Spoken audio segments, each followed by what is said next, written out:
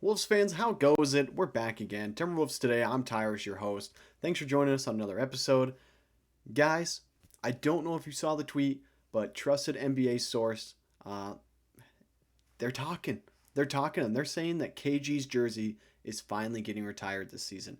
Timberwolves are talking about how to do it right. They want to honor him properly, which makes sense because Glenn Taylor would never bother to. It's part of the reason why I'm so happy that he's gone. It means KG will come back and we can retire his jersey.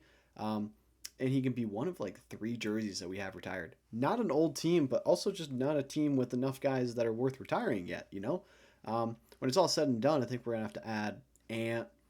You probably got to add Kevin Love.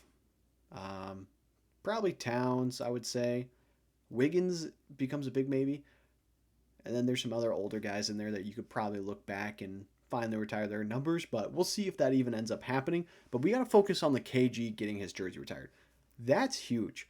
I still think of the conspiracy right now. We brought back the black trees and we're wearing the jerseys 21 times. I don't know if you guys are KG fans, but 21 times is his number. 21. 21, the big ticket.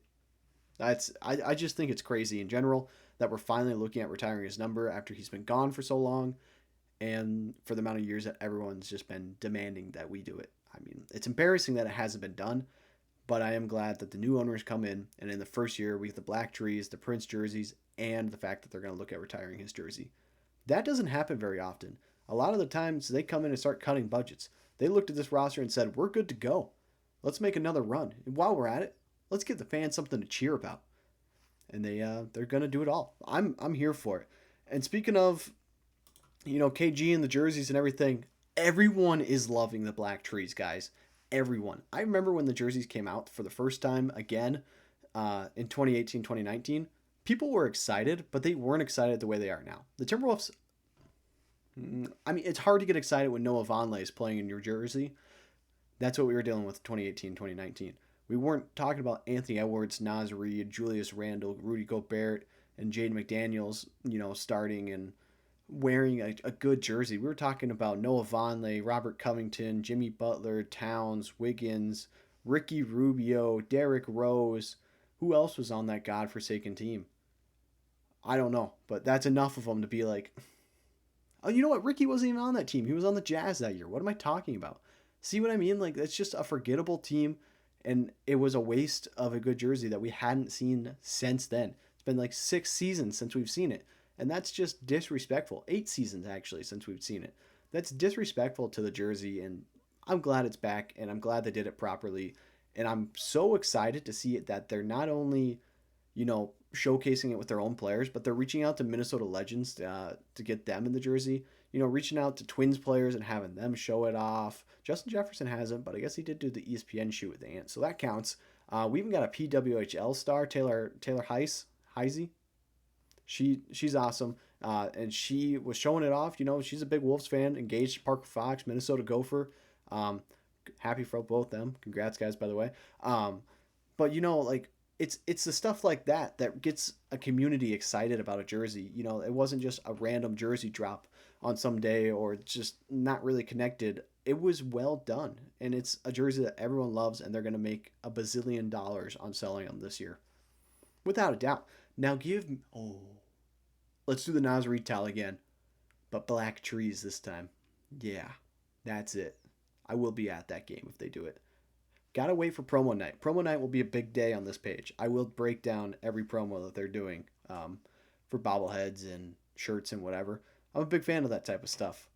Um, but yeah, how come we just gotta stay excited about the jerseys? I hope everyone's ordering one. Let me know who you guys are ordering because I'm struggling. I'm struggling to decide if I get another Anthony Edwards jersey or do I get Jaden or Randall or maybe one of the odder guys like Rocco Zakarski or maybe Terrence Shannon Jr.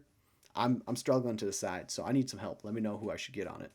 Um, Moving on to the sadder side of the NBA world, we've done a lot of kind of off-season trades for a lot of guards who I think would fill in our point guard position really nicely.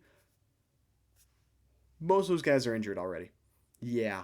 Yeah, it's really too bad. I was pretty high on Scoot Henderson. I think that he could have had a great season this year. He's actually out 6 to 8 weeks now. Um, or let me correct myself. I may not be right there, but he is out for a long time. Yeah, they're talking 4 to 8 weeks. My bad. Same thing. But that's not ideal for us. We're talking about all these guys possibly being Timberwolves, possibly getting traded, and now they're going to be out for, I don't know. That's almost like a sixth of the season, I'd say. And you don't know what they're going to come into. Like, they're not going to be able to come back and find their groove as well. And Jared McCain is another guy. He's out 4 to 6 weeks. Another guy I thought maybe they could look at trading for if stuff didn't go well there in Philadelphia. It's just not really panning out for us. Fred VanVleet's out for the season. Jalen Suggs is day to day. It's really piling up early in the year. DeJounte Murray is out until January 1st, so that's no good. Tyler Hero's out until November 2nd at least. Zach Edey and Jaren Jackson Jr. both out. Not guards, but just notable guys who are out. It just is like shocking to see this many injuries this early on. Obviously, Hallie's out all season. Um, Even the Warriors are dealing with guys who are dealing with like UCLs, and it's I don't know why it is. Kyrie's out until at least January 1st. Like Darius Garland, Max Strauss, both out. There's a lot of injuries to guards, guys that I thought maybe could fill a positional hole for us. It's non-existent. So it's time to look inward. It's time to say, Dante, you better step up because you're the best we've got now. Nothing else is going to work. Like, you're going to have to do, man. I hope you're ready for a bigger role that you've been asking for, that you've been craving, that you're kind of annoyed you didn't get last season because it's going to be there. And this is a year because there's nothing else. There's no one else out there for us. There's not a lot we can do. But there is someone out there. And that someone,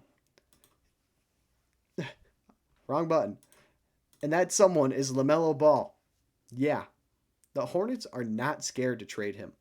And that's really terrifying, to be honest with you.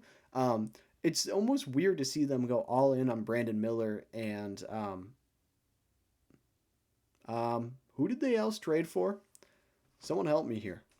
Am I a dummy? They traded for someone. I know they did. But anyways, they're not scared to trade LaMelo, which is a terrifying thing. They got Miles Bridges, I guess. That's fine. That's cool. Whatever. Miles Bridges. Woohoo. Not a good guy. Don't care. Who did they trade for? Why am I going crazy? I'm going crazy. I was about to make a great point.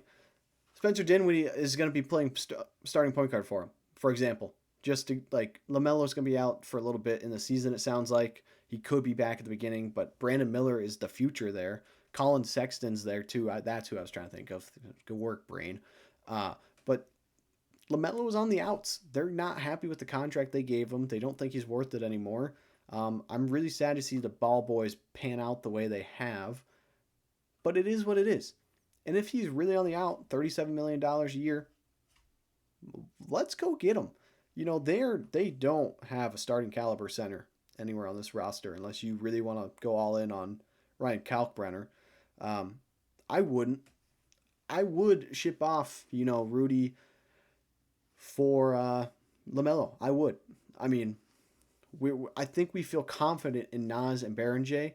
Something about it I just am getting the sense that they're trusting both those guys a little bit more than we normally would. So let's go get the point guard of the future. I think I talked about it before, but I think LaMelo and Ant could actually look nice together.